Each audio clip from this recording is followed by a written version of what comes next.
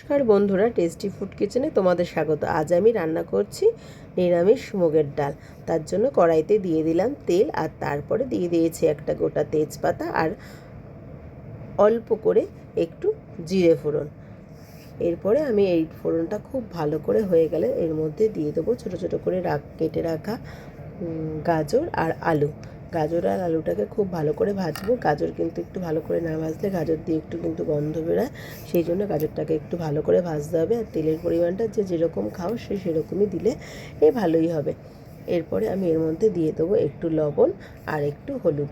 না, ভাজার সময় একটু লবণ হলুদ দিলে তাহলে ভাজাটা খুব ভালোও হয় আর ভাজাটা তাড়াতাড়ি সেদ্ধ হয়। আলুগুলো বা গাজরগুলো যাই ভাজি তার মধ্যে কিন্তু লবণটা খুব ভালোভাবে ঢোকে। এরপরে আমি এর মধ্যে দিয়ে দিলাম একটু কিশমিশ আর কতগুলো কাজু বাদাম। তারপরে এগুলোকে একটু ভালো করে নাড়াচাড়া করে নিলাম। তারপরে আমি আগের থেকে করে রেখেছিলাম আদা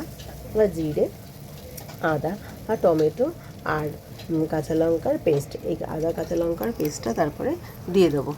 এরপরে আমি কিন্তু খুব ভালো করে কিছুক্ষণ ধরে কষবো, যতক্ষণ না এর মধ্যে দিয়ে তেল বেরোয় ততক্ষণ কষবো, না হলে কিন্তু আদার একটা স্মেল পাওয়া যাবে।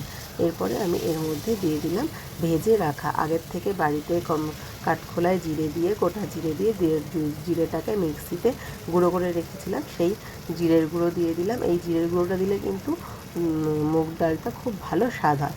আর দিয়ে দিলাম পরিমাণ মতো লবণ আর স্বাদ মতো চিনি।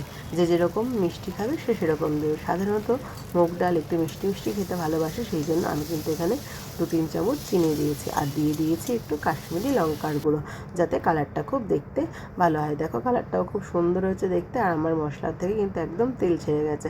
এবার আমি দিয়ে দিলাম এর মধ্যে আগের থেকে সেদ্ধ করে রাখা মুগ ডালটা কিন্তু খুব বেশি সেদ্ধ করবে না, মুগ ডালটা কিন্তু হাফ গোটাই থাকবে, জাস্ট একটু গা ভাঙবে।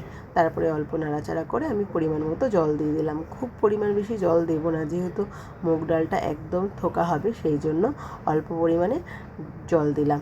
এরপরে ডালটা দেখো টকবক করে ফুটে যাচ্ছে।